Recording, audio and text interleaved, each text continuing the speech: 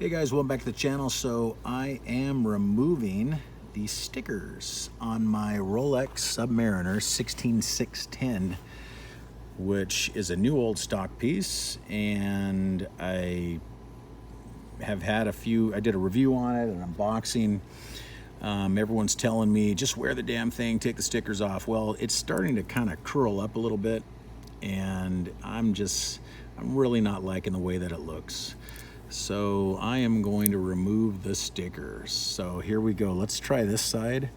I'm not sure if I can do this with the gloves, but we will try. Yep, seems to be coming up. They have been on here since 2007. Yep, so there's that one. And let's do this one.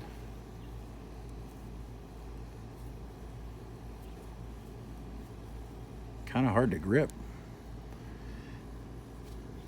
with my gloves.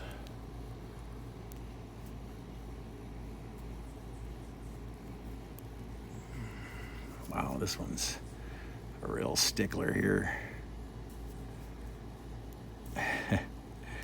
This one does not want to come off. There we go. So it is stickerless. God, look at that polishing. It's amazing, they're polishing. They do such a great job on it. God. Remove all the rest of the crud. Sticker crud.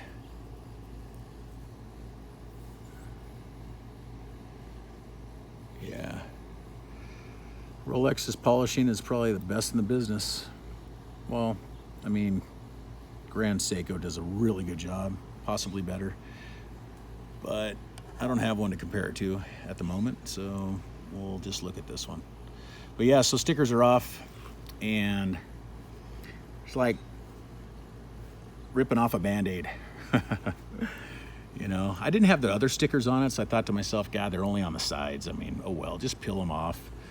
It's an old watch, but it's not exactly new. Anyway, thanks for watching. Please like and subscribe. You guys have a good one. We'll talk to you later. Bye-bye.